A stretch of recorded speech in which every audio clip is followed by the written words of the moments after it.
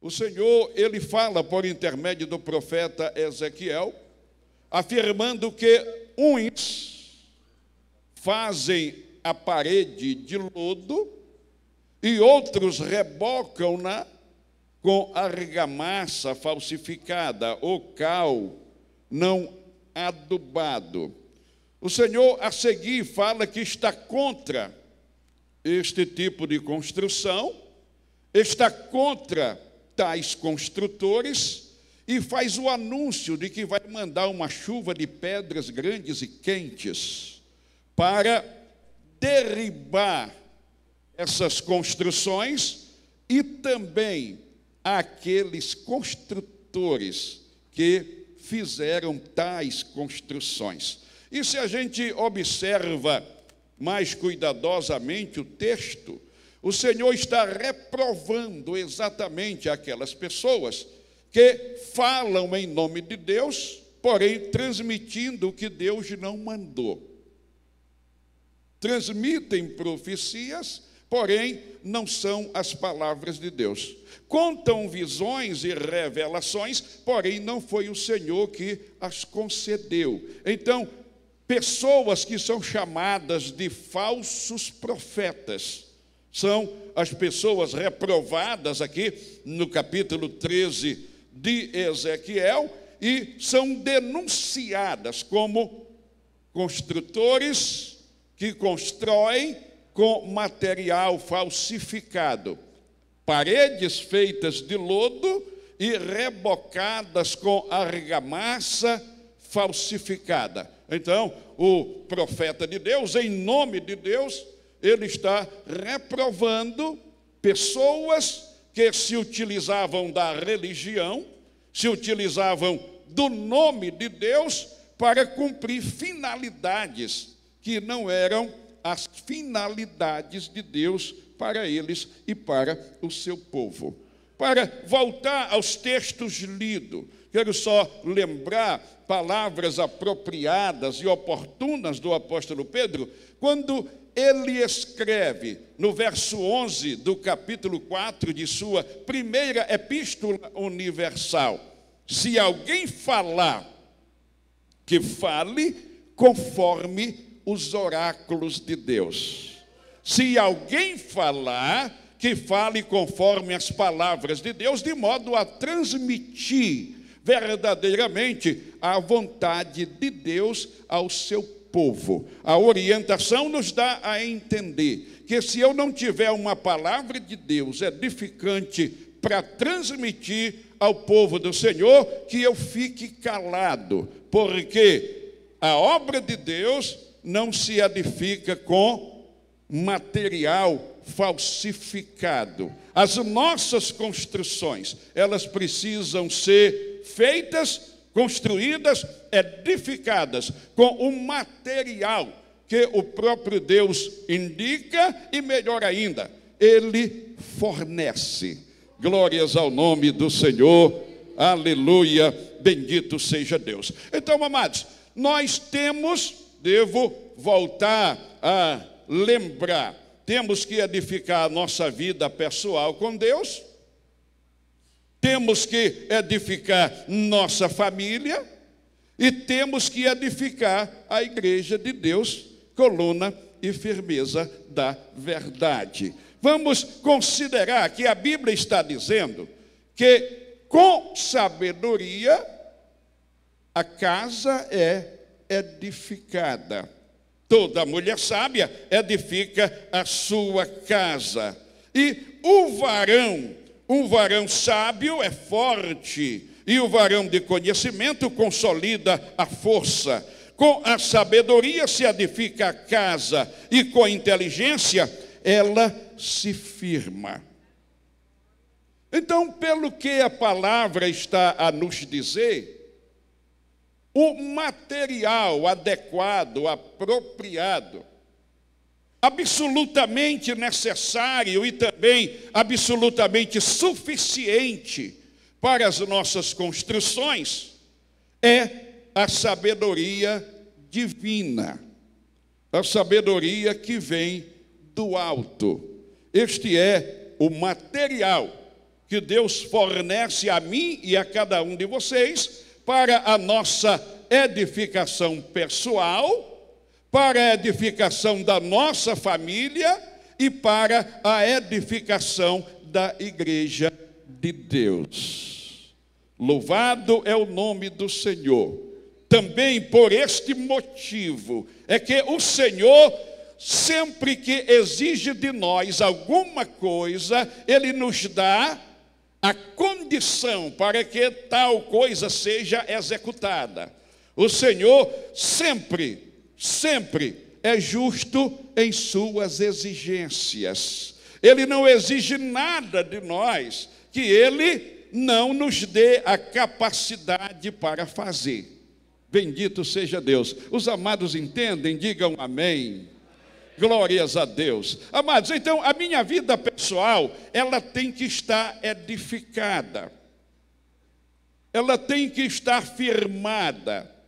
Digo até outra vez, porque se eu não estiver edificado, eu não vou poder fazer as demais edificações. Vamos lembrar palavras do apóstolo Paulo, quando ele se dirige aos obreiros da Ásia Menor, notadamente da cidade de Éfeso, ele diz para eles que eles devem olhar por si mesmos e pela igreja de Deus, a qual ele resgatou com o seu próprio sangue. Ele está recomendando, sim, o cuidado do pastoreio, no pastoreio da igreja de Deus. Só que antes dele fazer a advertência sobre o nosso dever de ter cuidado da igreja de Deus, ele recomenda o cuidado de nós mesmos. Porque eu tenho que edificar, sim, a igreja de Deus, mas tenho que estar já edificado. Ele diz para Timóteo: tem cuidado de ti mesmo e da doutrina. Ora, o cuidado da doutrina, no sentido de aplicá-la, de transmiti-la aos outros, deveria ser exercitado por Timóteo, mas primeiro ele precisava ter o cuidado de viver esta doutrina. Enfim, ele teria que ser o modelo, o padrão dos fiéis. Assim, ele deveria estar já firmado no seu compromisso de obediência à orientação do Senhor, para então transmitir a orientação aos demais. Então é muito fácil para mim entender que, para mim, ajudar as pessoas a trilhar o caminho de Deus, ensinando-as, eu preciso estar trilhando este caminho, senão eu não terei autoridade espiritual e nem moral para transmitir tal ensinamento. Glórias ao nome do Senhor. Então, como eu vou edificar a família se eu não estou edificado? Como eu vou edificar a igreja se eu não estou edificado? Seria bastante contraditório, seria uma missão impossível e, além de tudo, com uma agravante farisaica, porque fazer que os outros sigam uma orientação que eu não estou seguindo, isto é, reprovada pelo Senhor Jesus de modo contundente. Na verdade, nós precisamos ser o padrão dos fiéis, precisamos ser o modelo, nós precisamos ter o exemplo para que possamos ser seguidos pelos demais, sem que os demais corram o risco de errar o caminho. Eu não estou exagerando. O apóstolo Paulo, por diversas vezes, ele reivindica esta autoridade, este exemplo que pode ser visto na sua vida. Sede, pois, meus imitadores, assim como eu sou de Cristo. esta era uma autoridade moral e espiritual que Paulo podia apresentar. Não simplesmente por uma questão de exibição, mas porque tinha uma vida verdadeiramente comprometida com o Senhor. E nós, cada um de nós, precisamos ter igual compromisso com o Senhor, pois nós fomos chamados também para o cumprimento desta finalidade. Quem entende, diz amém.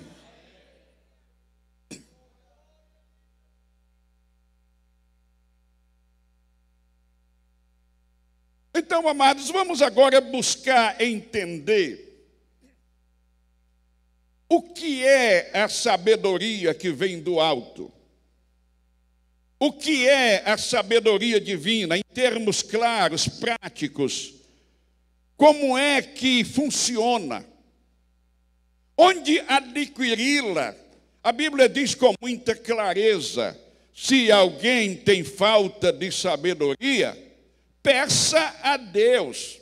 Tiago faz esta orientação, inclusive afirmando que o Senhor, Ele atende o nosso pedido e nos concede a sabedoria de modo, posso entender, abundante, liberal, e não vai lançar em rosto. Então nós temos junto a Deus a fonte inesgotável de sabedoria. Digo, o que falei há pouco, ela é absolutamente necessária. E é também absolutamente suficiente para as nossas construções. Então vamos examinar, por exemplo, o que Tiago, o grande apóstolo de Deus, nos transmite sobre esta sabedoria que vem do alto.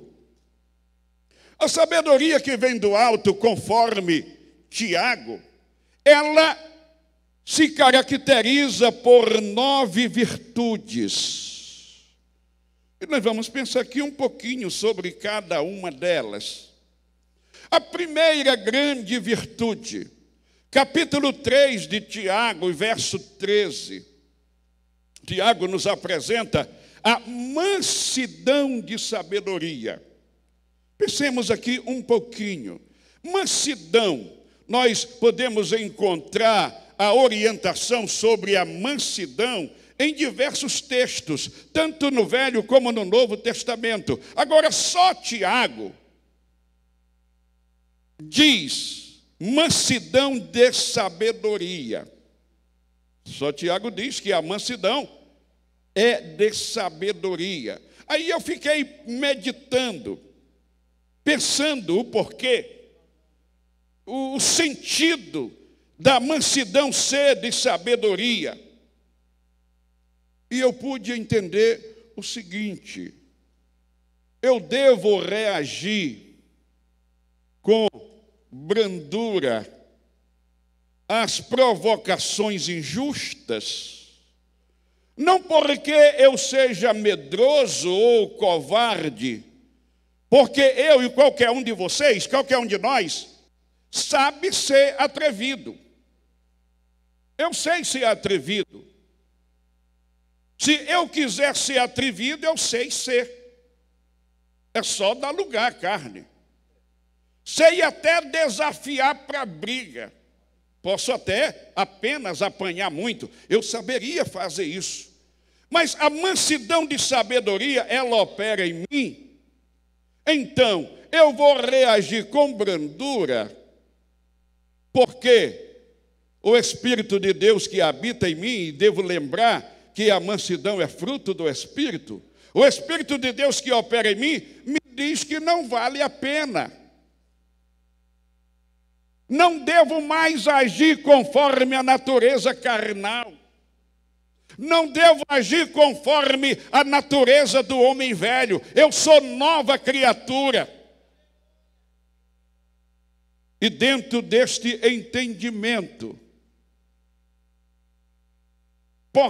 podemos considerar como o apóstolo Paulo: não vos vingueis a vós mesmos, mas dai lugar à ira.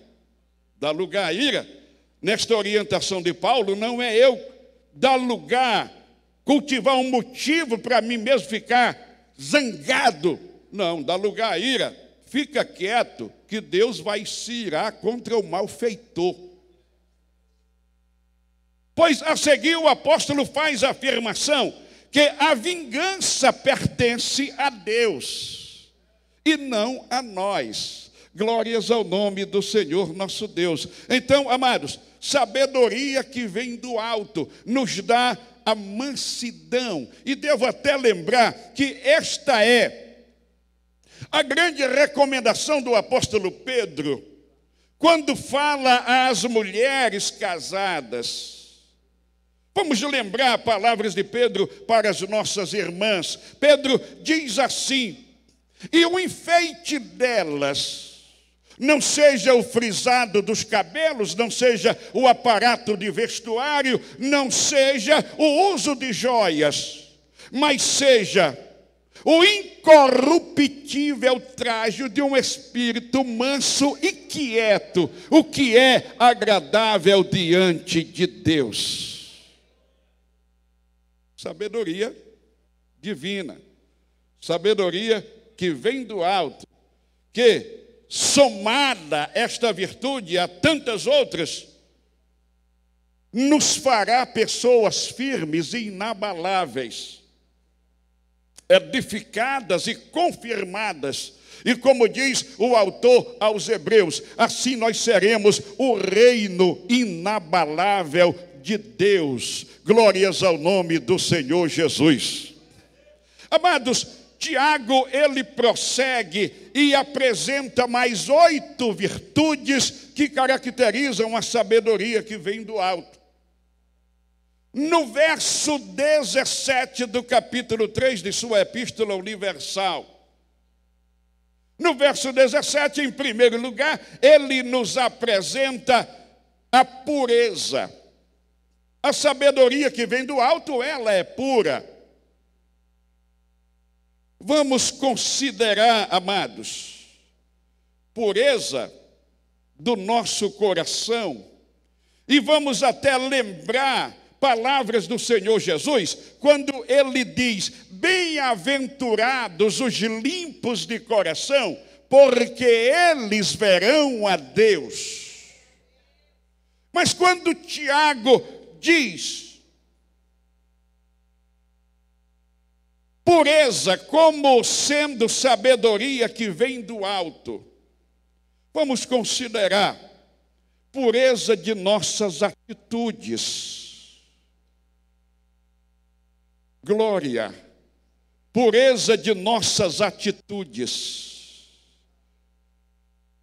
Porque para Deus não basta fazer, é preciso fazer com os motivos corretos. A Bíblia diz que Deus pesa os nossos motivos. Ele pesa o espírito da atitude. Ele não se impressiona com o nosso feito.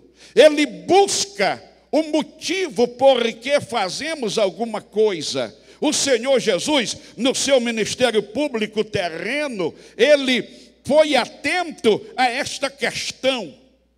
Por isso, tantas pessoas fizeram algumas coisas aparentemente importantes e o Senhor as reprovou. E outras fizeram coisas semelhantes e o Senhor valorizou. Porque o Senhor, ele julga motivos mais do que atitudes. E nós podemos examinar nas páginas da Bíblia Sagrada e ver pessoas fazendo coisas boas com más intenções. Pessoas fazendo o bem para fazer o mal. 2 exemplos, rapidamente. Judas fez um discurso humanitário, defendendo a ideia de que aqueles 300 arratéis gastos com aquele perfume para ungir a cabeça e o corpo do Senhor Jesus, deveria ser convertido numa linguagem bem nossa, em cestas básicas para os pobres. Até aí tudo lindo, até aí tudo bonito, tudo humanitário. Mas João, que conhecia as atitudes de Judas, escreveu assim: ele dizia isso não porque tivesse cuidado com os pobres, mas porque era ladrão e roubava as ofertas que se colocavam na bolsa. Aí uma pessoa fazendo uma coisa boa com uma intenção má. O segundo exemplo, poderíamos ficar muito tempo aqui tratando e mostrando exemplos nesse sentido. Vamos mostrar apenas um e seguir adiante. Merodach Baladã nos parece ser chefe da diplomacia do grande império babilônico. E ele, com os seus diplomatas, fizeram uma viagem de aproximadamente 1000 quilômetros para vir de Babilônia a Jerusalém e mais de 1000 quilômetros de volta de Jerusalém para Babilônia. Muito sacrifício, hein? Para uma época em que o melhor transporte era camelo. Uma longa viagem. E o que aquela caravana de homens notáveis vieram fazer? Em primeiro lugar, eles vieram fazer uma coisa boa, linda.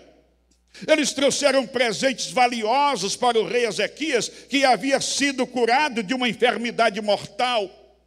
Eles trouxeram uma mensagem imperial, enviada por Nabucodonosor. Tudo lindo, até aí tudo bonito. Mas eles tinham um motivo oculto. A espionagem das fortalezas militares da cidade. A espionagem das riquezas da casa do rei. A espionagem das riquezas do templo do Senhor.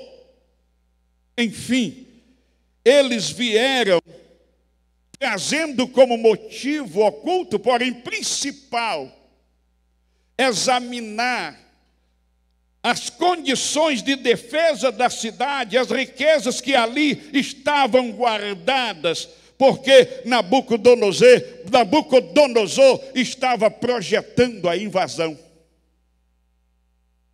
Então, eles fizeram uma longa viagem, fazendo o bem para fazer o mal. Amados, isso acontece tanto, e de uma maneira até comum, que quando você vê uma pessoa muito dedicada, muito pronta, muito à disposição, já desperta a indagação de alguns: qual é a dele? Eu estou esperando para ver qual é a intenção dessa pessoa. Eu estou achando que ela está interessada demais. Por que isso?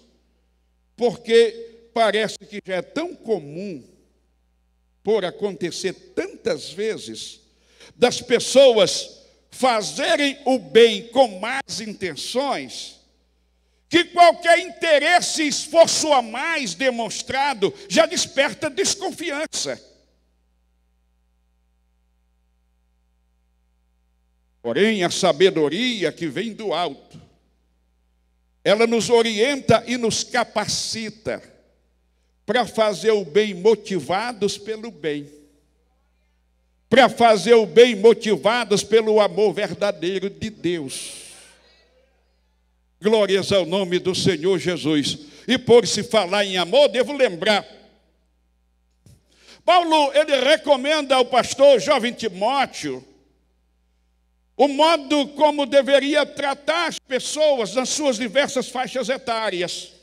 Então, ele diz assim: trata aí os homens idosos, as mulheres idosas, como se fossem teus pais.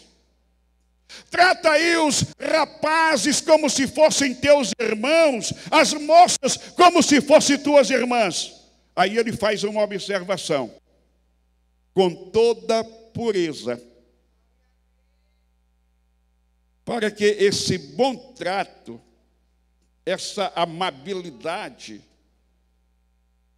não viesse a ser motivo de ocasião para a carne. Outra vez ele diz, o apóstolo Paulo escreve assim, que não devemos nos servir da liberdade cristã para dar ocasião à carne. Então ele diz a Timóteo, com toda pureza.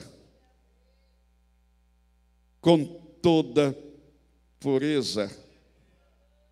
É bom repetir, é bom lembrar, é bom fixar no coração, na mente. Nossos relacionamentos devem ser com toda pureza. Com toda pureza. Quem entende diz amém.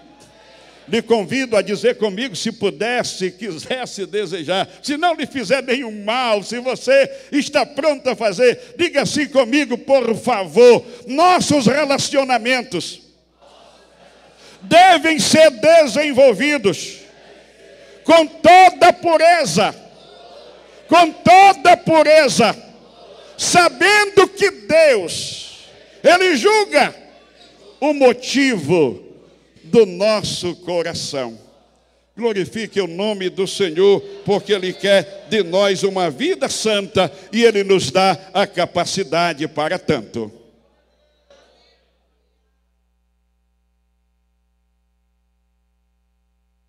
Amados, em terceiro lugar,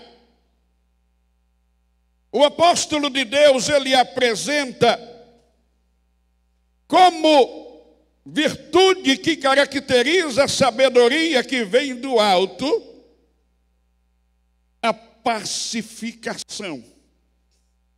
A sabedoria que vem do alto, ela é pacífica. É bom lembrar as palavras do Senhor Jesus. Bem-aventurados os pacificadores, porque eles serão chamados filhos de Deus.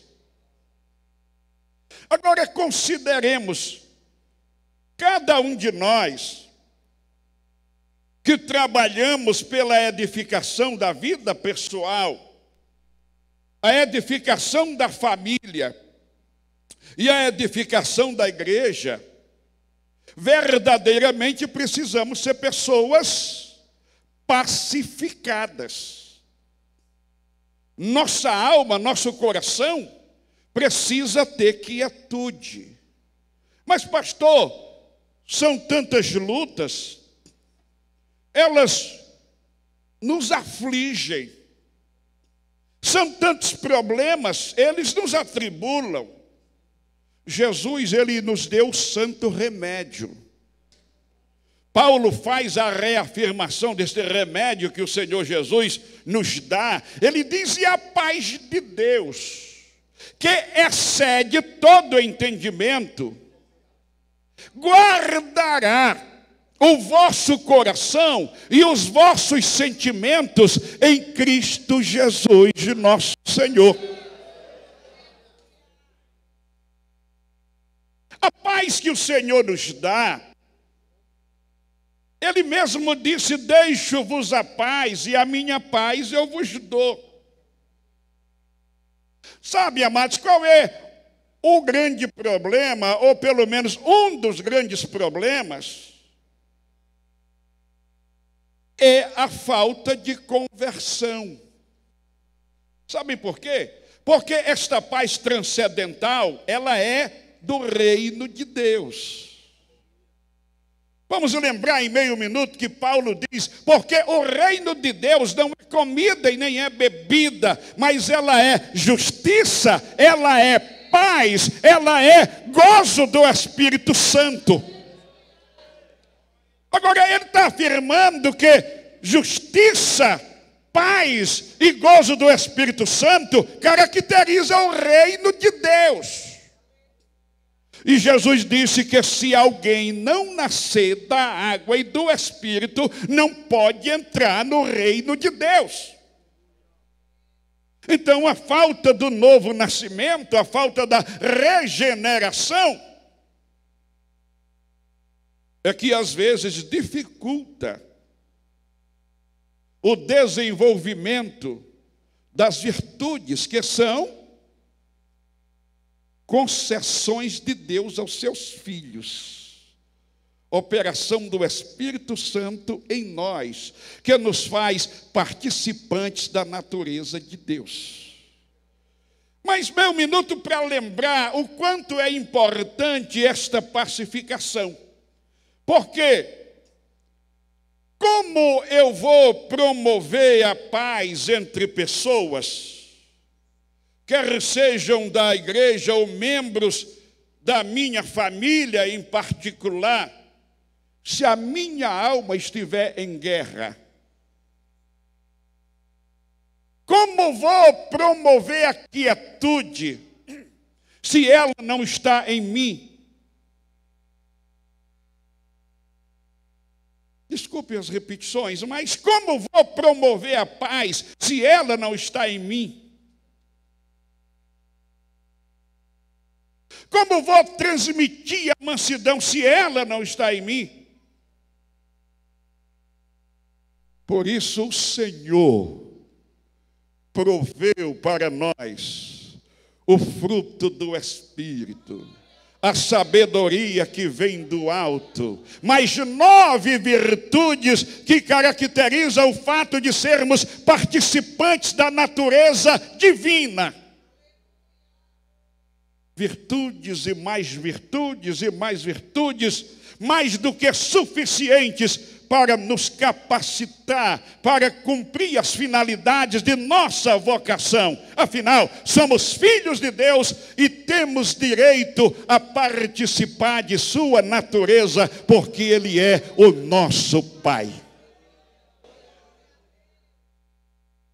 Amados, em quarto lugar, o apóstolo, ele nos apresenta mais uma virtude que caracteriza a sabedoria divina, a sabedoria que vem do alto. Ela é moderada. Amados, a moderação é de fato uma grande virtude. Ela é recomendada pelos apóstolos aos cristãos de todas as idades e aos obreiros de todas as posições de hierarquia ministerial. Enfim, o entendimento é que todo crente precisa desta virtude, e melhor ainda, ela é fruto do Espírito. No texto de Paulo aos Gálatas, ela aparece como temperança e às vezes como domínio de si, autocontrole, algo assim. A verdade é que esta grande virtude, ela nos dá a capacidade da sobriedade, nos dá a capacidade da lucidez, nos dá a capacidade do autocontrole.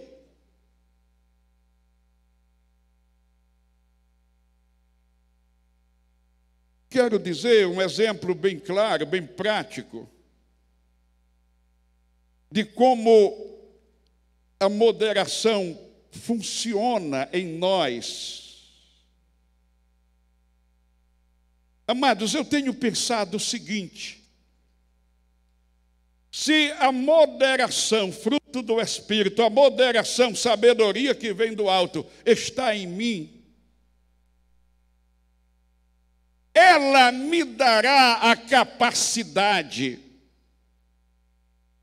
para parar e pensar nas consequências de meus atos quando eles ainda são pensamentos.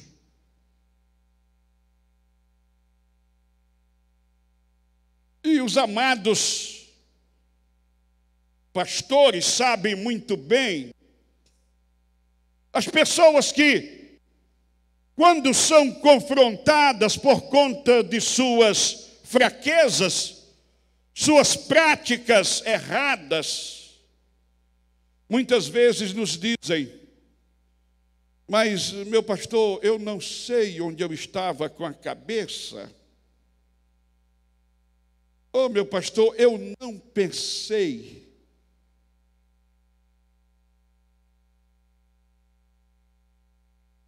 Porque se a gente pensa no que vem depois da consumação de um pensamento errado, o mesmo Espírito que nos faz pensar, a mesma sabedoria que vem do alto que nos faz pensar, que nos dá esta lucidez, também nos dá a capacidade para recuar de todo mau intento, de todo mau pensamento. Se preciso, orar mais, jejuar, clamar até o sangue de Cristo. Lembrando que a Bíblia diz: resistir o diabo firme na fé, e ele fugirá de vós. Porque, sinceramente, cada pessoa, diante das tentações, do pecado que tenazmente nos rodeia ou tenazmente nos assedia, se clamarmos a Cristo, a vitória chega. A vitória chega. E a moderação nos dá esse entendimento e nos dá essa capacidade de parar e pensar. E assim a gente pode recuar de todo o mau intento para fazer só aquilo que glorifica a Deus e edifica as pessoas e nos dá também uma vida edificada diante do Senhor. Amados, em quinto lugar, nós estamos aqui buscando entender as palavras do santo apóstolo de Deus, Tiago, na sua Epístola Universal, capítulo 3 e verso 17. A sabedoria que vem do alto, ela é tratável. A sabedoria que vem do alto nos dá a capacidade para tratar bem as pessoas. Pedro diz que devemos ser afáveis. Paulo amplia o entendimento, dizendo que devemos estar cheios de entranháveis afetos, de misericórdias e compaixões. São orientações que a palavra de Deus transmite aos cristãos para que saibam tratar bem uns aos outros. A estupidez, o modo ríspido de tratar as pessoas, a estultícia, como diz a Bíblia. Olha a ilustração que o sábio faz.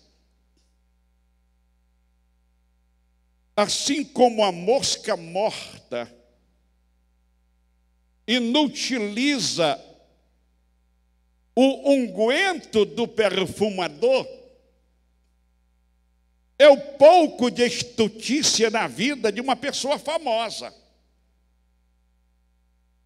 A pessoa pode ser famosa em muitas coisas, mas lhe faltando a sabedoria,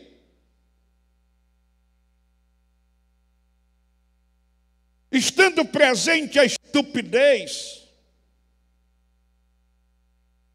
esta pessoa vai perder o respeito. Tal qual o perfume fica inutilizado pela presença da mosca morta. O Senhor nos guarde. O Senhor nos dê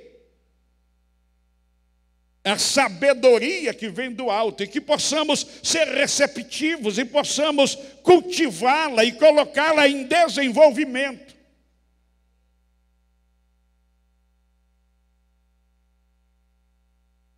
A edificação da família é o desenvolvimento do relacionamento justo. Nossa edificação pessoal também diz respeito ao nosso relacionamento justo com o nosso Deus. A edificação da igreja também se dá pelo relacionamento justo uns com os outros.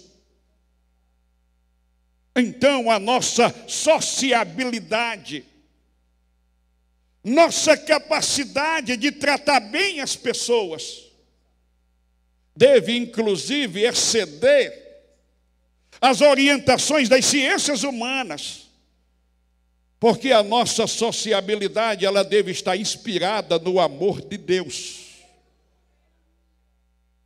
Glória! Bendito é o nome do Senhor. Amados, em sexto lugar, Tiago está nos ensinando que a sabedoria que vem do alto, ela é cheia de misericórdia. Nós somos fruto da misericórdia divina. Quem concorda diz amém.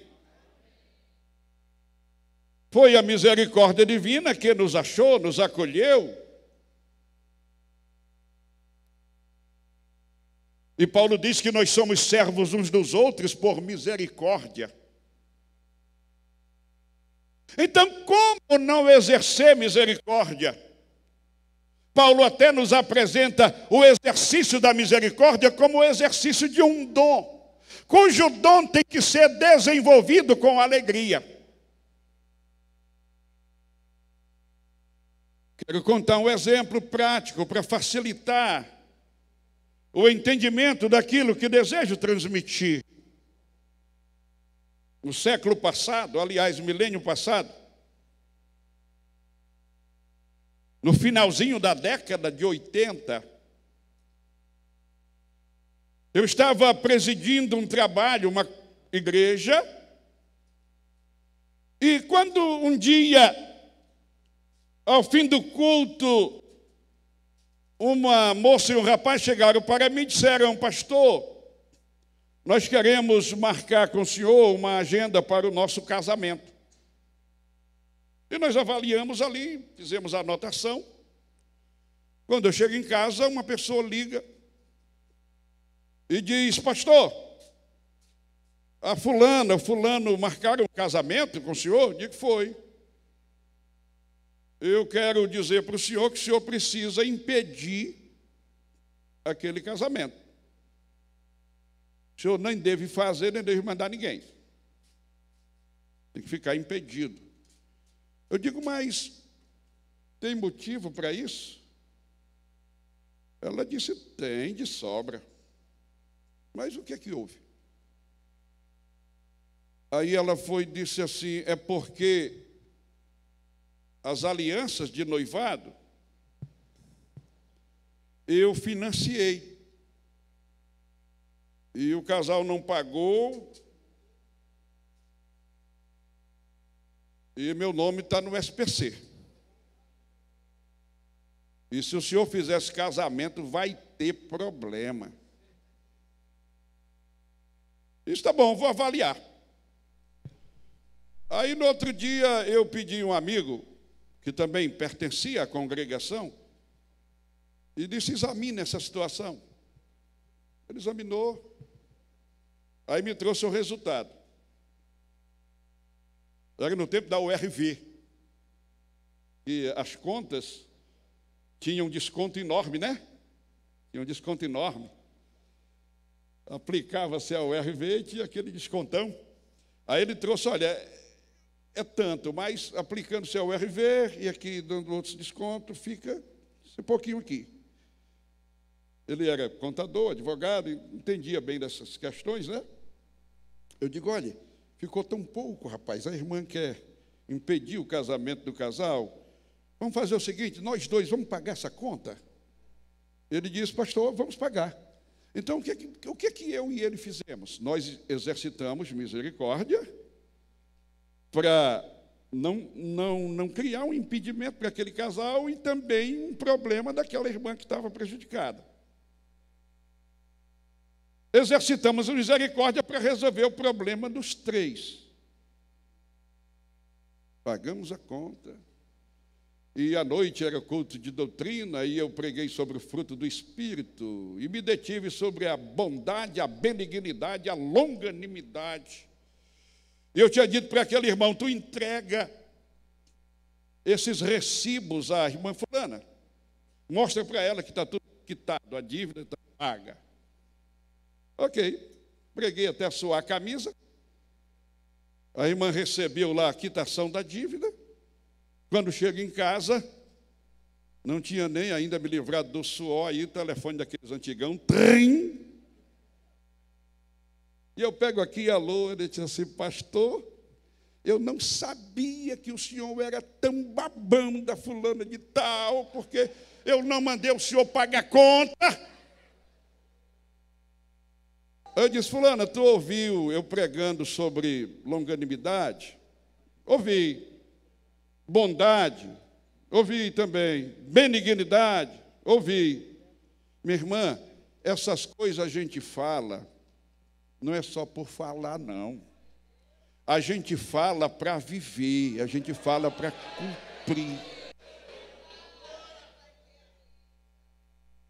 Porque agora tem pessoas, amados, que acham ruim quando a gente faz o bem. Quer dizer, o que eu esperava dela era logo no primeiro momento satisfação, gratidão. Ora, o pastor resolveu o problema lá do casal, resolveu o meu problema. Mas não. Aí ficou assim, mais ou menos entendido, que o que ela queria mesmo era prejudicar a moça no seu casamento. Aí já tem, se é verdade que era assim, aí já tinha malignidade e não benignidade. Então, esse é um exemplo, amados. Misericórdia não se oferece exatamente a quem merece, se oferece a quem precisa. O Senhor nos deu misericórdia porque nós precisávamos de misericórdia. Ainda hoje o Senhor nos dá misericórdia porque nós precisamos de misericórdia. E Jesus faz a afirmação, digam comigo: bem-aventurados os misericordiosos, porque eles alcançarão misericórdia. Amados, vamos continuar pensando aqui nas palavras de Tiago, já estamos chegando para o final. Tiago então nos traz a 7ª virtude, a sabedoria que vem do alto, ela produz bons frutos. A sabedoria que vem do alto estando em nós, como nos diz Pedro, é uma virtude que não vai nos deixar infrutíferos, não vai nos deixar estéreis, é uma virtude que vai nos tornar frutíferos. Na verdade, nós não podemos ser estagnados. Nós precisamos estar sempre em desenvolvimento. Glória. Precisamos estar em desenvolvimento. Jesus disse: se alguém está em mim e eu nele, este dá muito fruto.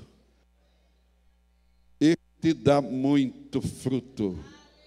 Glórias ao nome do Senhor. Cristo estando em mim e eu nele, a sabedoria que vem do alto está em mim. E aí eu sou frutífero. E Jesus disse: porque sem mim nada podeis fazer. Glórias a Deus. Aleluia. Jesus está em você? Você está nele? Oh, gente, esta é a essência da vida cristã, está nele e ele em nós. A verdadeira vida cristã é viver a vida dele. Paulo escreve assim, verso 15 do capítulo 5 da segunda epístola aos Coríntios. Ele morreu por todos, para que os que vivem já não vivam mais para si, mas vivam para ele, que por eles morreu e ressuscitou. Paulo diz palavras preciosas neste tema. Por favor, digam comigo as palavras de Paulo. Já não vivo eu, é Cristo que vive em mim. E a vida que agora vivo no corpo, eu a vivo pela fé no Filho de Deus. Glórias ao nome do Senhor. Você tem motivos de alegria, você tem motivos de regozijo, você tem motivos para muita adoração, para muita gratidão. Cristo vive em você, você vive nele, aleluia. Abre a tua boca e glorifica Ele que é a tua vida. Em oitavo lugar, o apóstolo nos afirma que a sabedoria que vem do alto, ela é sem parcialidade, facilitando as coisas. Ela é justa. Ela não trata ninguém com injustiça. E vamos lembrar rapidamente palavras de Jesus. Jesus diz: faz aos outros somente aquilo que quereis que os outros façam a vós. No texto de Mateus, ele acrescenta: aqui está o cumprimento da lei e dos profetas. Então, pelas palavras de Jesus, eu posso entender o seguinte: o que Deus quer alcançar através do decálogo e de todos os preceitos é relacionamento justo. O que Deus quer alcançar através de toda a mensagem profética é relacionamento justo. Tanto é que quando se busca saber qual é o maior dos mandamentos, amarás ao Senhor teu Deus de todo o teu coração, de todo o teu entendimento, de todas as tuas forças, sobre todas as coisas. E é isso. Relacionamento justo da criatura com o Criador.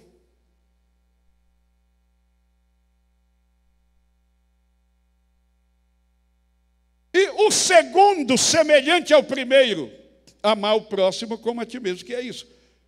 Relacionamento justo de uns para com os outros. Então, a sabedoria que vem do alto nos dá a capacidade para cultivarmos os relacionamentos de forma justa. Duas ou três palavras aqui dentro desta praticidade. Todos gostam de ser amados. Todos gostamos de ser amados. Então o que temos que fazer? Temos que amar. Gostamos de ser valorizados. Temos que fazer o quê? Valorizar os outros. Gostamos de ser reconhecidos. Então vamos reconhecer. O problema é a gente não amar e querer ser amado. O problema é a gente não reconhecer o valor dos outros e querer ser reconhecido. Isso é injusto. Mas a sabedoria que vem do alto nos ensina e nos dá a capacidade para sermos justos nos relacionamentos, tanto com Deus como com o próximo. Em nono lugar, a sabedoria que vem do alto, ela não é falsa. Ela é sem hipocrisia. A falsidade realmente é um grande obstáculo para a construção dos relacionamentos. Diante de Deus, com falsidade, não se arruma nada. Nada de bom. Na família, com falsidade, não se arruma nada de bom. Na igreja com falsidade não se arranja nada de bom. Então a sabedoria que vem do alto nos faz pessoas sinceras, nos dá lealdade de coração, pessoas verdadeiras. Isso agrada a Deus e edifica nossa família, a igreja do Senhor e a nossa própria vida com Ele. Estou encerrando. Quero só lembrar que, tratando-se de virtudes que caracterizam a sabedoria divina, existe ainda uma maior do que todas estas, sobre a qual estas 9 estão firmadas. Cada virtude desta aqui apresentada é como se fosse uma coluna. Só que as colunas precisam estar firmadas sobre uma base maior. E esta base maior, dentro desse contexto, ela existe? Quando a Bíblia trata de sabedoria, ela começa nos falando do temor do Senhor. É o princípio da sabedoria. É a sabedoria. É o princípio da ciência. É a ciência. É fonte de vida, preserva contra os laços da morte. É o dever de todos os homens. Na igreja primitiva, em toda alma havia temor. Na igreja primitiva, a igreja andava no temor do Senhor, porque o Senhor, quando salva uma pessoa, Ele escreve a lei divina na tábua do seu coração. Mas no sentido prático, claro, fácil de entender, o que é o temor do Senhor? Deixa eu lembrar aqui no capítulo 28 de Jó, verso 28. Nos versos anteriores, a gente pode ler uma inquirição minuciosa pela sabedoria. Pergunta-se onde ela está. Busca-se. E vai-se chegando ao final do capítulo, aí o autor afirma assim: Deus, porém, conhece o seu lugar, Ele entende o seu caminho, Ele deu peso ao vento, Ele escreveu uma lei para o relâmpago dos trovões, e disse ao homem: eis que o temor do Senhor é a sabedoria, e o apartar-se do mal é a inteligência.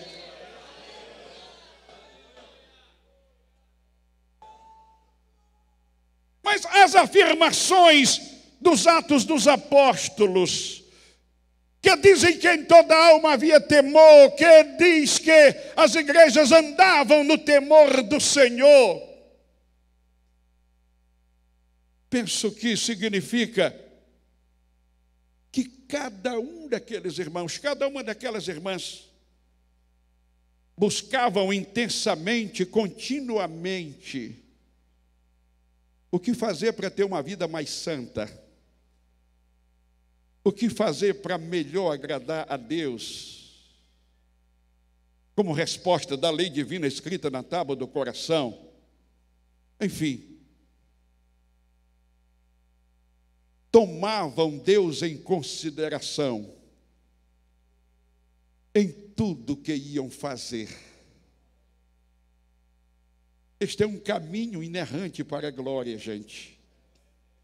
O problema é que tem muita gente fazendo coisas sem consultar a Deus. É que tem muita gente fazendo coisas sem examinar se está alinhado com a vontade de Deus. Chego até a dizer, meu amado pastor Bezaliel, que existem pessoas que pensam, agem como se Deus não existisse. Amados pastores, eu conheço pessoas assim. Pensam, agem como se Deus não existisse.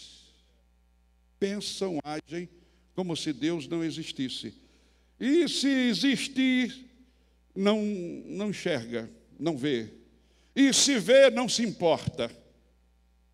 É assim que um crente mergulha numa vida de pecados, mergulha numa vida de desobediência, mergulha numa vida contrária à vontade de Deus e tenta seguir o caminho como se nada tivesse acontecido. Gente, isto é uma lástima. E o pior, verdade em muitos lugares, em muitas vidas. Que a palavra do Senhor, neste dia, nestes dias, nesta grande realização, deste grande encontro, produza em cada um de nós o verdadeiro compromisso com Deus. Para que cada um de nós continuemos trilhando o caminho de Deus, tendo a vontade dele em consideração no nosso passo a passo, em tudo que pensamos, em tudo que queiramos fazer. Esta é a vontade de Deus para conosco. Encerro pronunciando as últimas palavras da pregação. O sábio diz assim: não sejas sábio aos teus próprios olhos, mas teme ao Senhor teu Deus, porque isto te será remédio para o teu umbigo e medula para os teus ossos. Saúde para a tua vida. Meu pastor, eu quero fazer uma oração para dizer para Jesus que estou terminando e quero pedir a bênção dele. Os amados, por favor, fica de pé. Deixa eu fazer uma perguntinha. Quem foi que entendeu a mensagem? Pessoal, eu me esforcei para explicar. Então, você entendeu? Fica assim com a mão levantada, a mão direita. Não baixa agora, não. Deixa eu fazer outra perguntinha. Agora eu pergunto, quem é que recebe a mensagem? Levanta a mão esquerda. Fica assim com as mãos levantadas enquanto fazemos uma breve oração. Pai Celestial, eu te agradeço, Senhor, pelo teu povo reunido, pela tua presença, pela liberdade de transmitir a tua palavra. Te agradeço, Senhor. Pai, te agradeço porque o teu povo entendeu. Te agradeço porque o teu povo recebeu também. Agora te peço, Senhor, que pelo teu Espírito, o Senhor venha produzir resultados de muita eficácia, resultados permanentes, Senhor, para a edificação da nossa vida contigo, para a edificação de nossas famílias, para a edificação da tua igreja, de modo, Senhor, que sejamos inabaláveis, tão firmados em ti, que és a rocha eterna, que se a tempestade vier, se a chuva descer, se os rios correndo derem de ímpeto contra nós estejamos firmados, inabaláveis. Assim passa a chuva, passa a tempestade e a enchente dos rios, e nós vamos permanecer te servindo com um coração santo, em obediência à tua palavra. Senhor, faz maravilha na vida dos meus irmãos, das minhas irmãs, dos santos obreiros. Senhor, que a tua bênção não se aparte de nós. Pai, recebe a nossa gratidão e continua nos abençoando. Em nome de Jesus, digam amém. Podem tomar assento. O Senhor vos abençoe ricamente em o nome de Jesus. Obrigado, amado pastor.